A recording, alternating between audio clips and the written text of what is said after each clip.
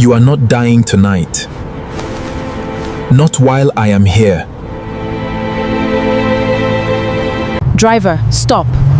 Stop the car.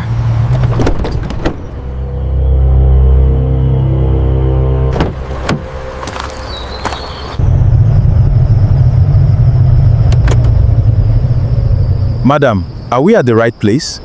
Madam? Madam?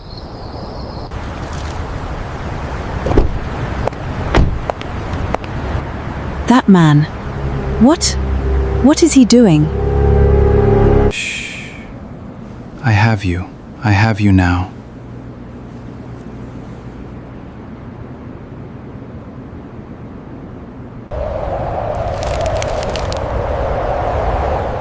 He gave it his blanket.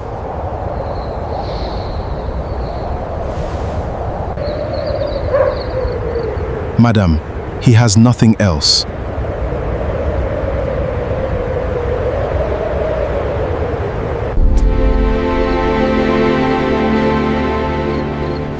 Find out who he is. The streets of Port Harcourt had a way of keeping records that no office ever would. They remembered every man who had walked them in a fine suit, briefcase swinging, purpose in his stride. And they remembered the same man, years later, sleeping on the same asphalt, invisible to everyone who had once known his name. Kenneth Adiele had been both versions of that man. 3 years ago, he was a senior structural engineer at one of the most respected construction firms in Rivers State. He had designed bridges, he had supervised projects that stood tall along the Port Harcourt Expressway, he had a flat in Rumola, a car that was almost paid off, and a reputation that had taken him 15 years to build with his own 2 hands and his own 2 eyes reading blueprints until midnight. Then, Raymond Okafor entered his life wearing a smile that Kenneth would spend 3 years trying to forget. Raymond had come as a business partner, a man with connections, he said, a man who could open government contracts that Kenneth's firm had been chasing for years. All Kenneth needed to do was co-sign the company, add his professional credentials to the applications, and Raymond would handle the rest. Kenneth believed him.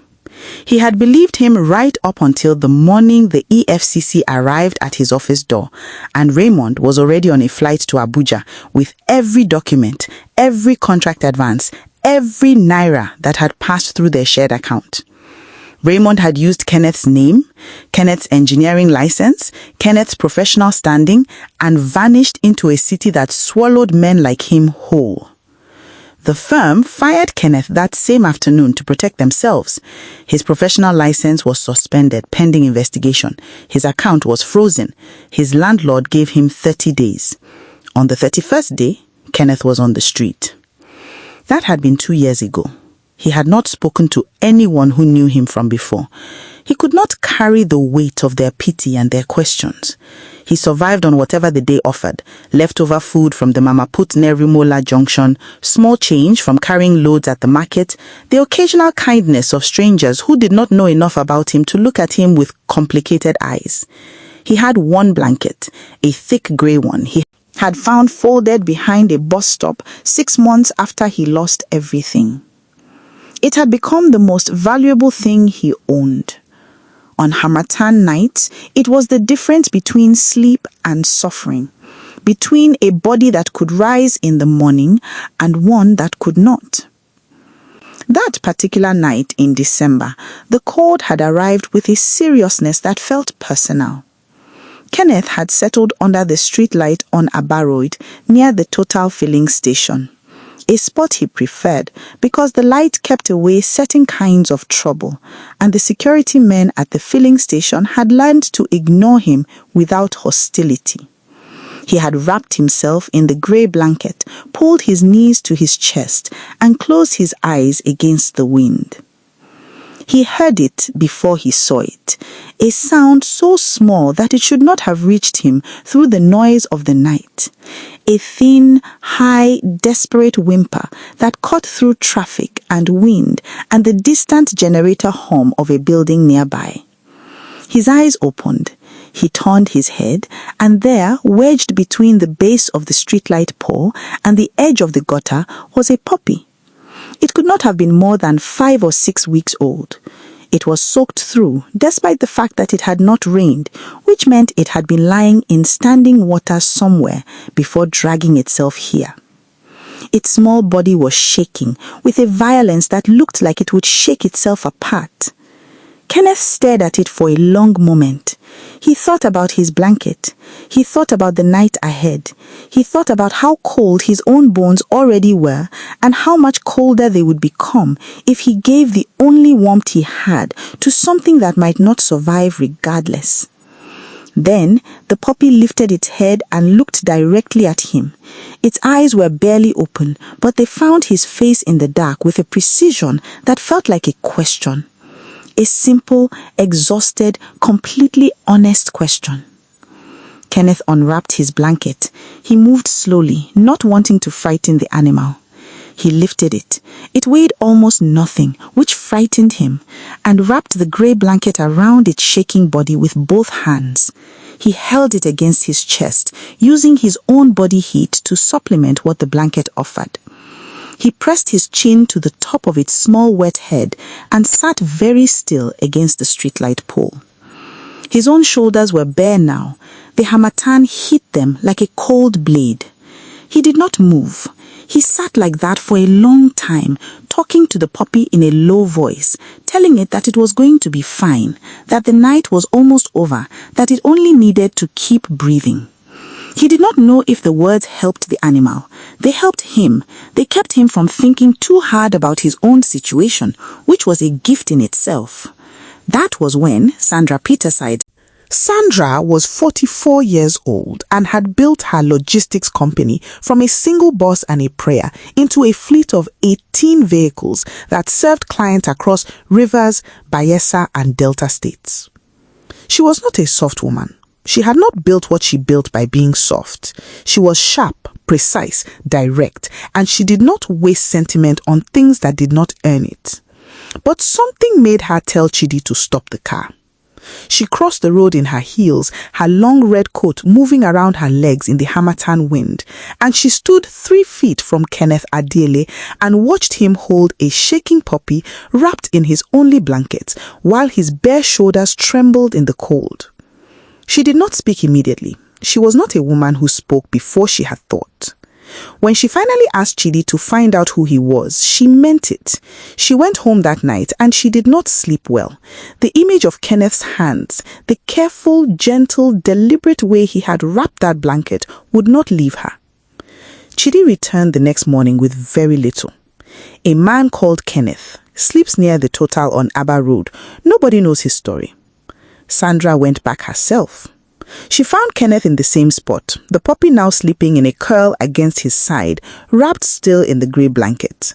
Kenneth himself was awake, sitting straight, watching the road with the eyes of a man who had learned to stay alert even when there was nothing left to protect. She sat down beside him on the pavement, not too close to make him uncomfortable, just close enough to have a conversation. He was suspicious. He had every reason to be. But Sandra had a way of asking questions that did not feel like interrogation. They felt like genuine curiosity, which was exactly what they were. Over the next hour, Kenneth told her. Not everything at once, in pieces, the way a man gives information when he is not yet sure it is safe to give it. Raymond stalled because Raymond Okafor had people in places that investigations tended to stop before reaching. Sandra listened without interrupting. When he finished, she was quiet for a moment. Then she said, "I know Raymond Okafor." Kenneth turned and looked at her fully for the first time. She said, "He tried the same thing with my company 4 years ago. I had better lawyers." What happened next took 6 weeks. Sandra did not do it for sentiment. She was clear about that with herself and eventually with Kenneth. She did it because Raymond Okafor was still operating in Port Harcourt under a different company name, still using other people's credentials, still destroying other people's lives. And she had the resources, the contacts, And now, thanks to Kenneth's detailed memory of every document, every date, every transaction, the evidence to end it.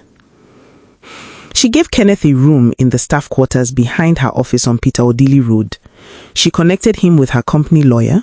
She had his engineering credentials reviewed by an independent assessor who confirmed that every project Kenneth personally supervised was structurally sound and professionally executed.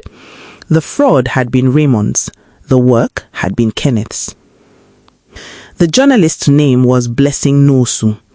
She worked for a national newspaper and had been investigating Raymond Okafor independently for 8 months without enough to publish. When Sandra's lawyer made contact and Kenneth sat down for an interview that lasted 4 hours, Blessing finally had enough. The story ran on a Thursday morning. By Friday afternoon, it had been shared 40,000 times. By Saturday, it was on 3 television stations. Raymond Okafor's new company, registered under his cousin's name in Abuja, was suspended pending investigation. His photograph was on the front page of 2 newspapers. His phone, sources said, had stopped connecting by Saturday evening. The EFCC reopened Kenneth's case the following Monday. Kenneth's engineering license was fully reinstated 8 weeks after the story broke. The investigation that had stalled for 2 years moved with a speed that suggested it had been waiting for exactly this kind of public pressure to be released. He did not go back to his old firm. They had reached out, carefully, apologetically, using language that lawyers had clearly reviewed. But Kenneth had no interest in returning to a place that had released him in a single afternoon after 15 years. He understood why they had done it. He simply chose not to carry it forward. Sandra offered him a consulting position managing the structural assessment of her new warehouse in Eleme. It was not his old life. It was a beginning of a different one. The puppy, which he had named Abba, after the road where they had found each other, sat under his new desk on the first morning he came to work. The grey blanket was washed and folded on the chair beside him. He had kept it, not because he needed it anymore, but because it was the last thing he had owned when he had nothing, and it had been enough. On the night that mattered most, it had been exactly enough. Raymond Okafor was arrested 11 weeks after the story published. He was found in a rented flat in Wuse, Abuja, with documentation connecting him to 4 separate fraud cases across 3 states. He did not look like a man with connections anymore. He looked like exactly what he was, a man whose choices had finally caught up with him in a room with no exit. Kenneth heard the news on a Tuesday morning. He was sitting at his desk, reviewing load calculations for the Eleme warehouse. Abba was asleep at his feet. Outside the window, the Port Harcourt sky was clear and wide and full of the kind of light that made everything look like it had been washed clean overnight. He read the headline twice. Then he closed the browser, picked up his pencil, and went back to work. Some men celebrate loudly. Kenneth had always been the other kind, the kind who felt things deeply, quietly, and completely, and then kept moving. He kept moving. Was Kenneth wrong to trust Raymond, or was Raymond simply a predator who would have found a way regardless? Drop your thoughts in the comments below. If this story touched you, please like and subscribe. Share it with someone who needs it today. And drop a comment. We want to hear from you. God bless you.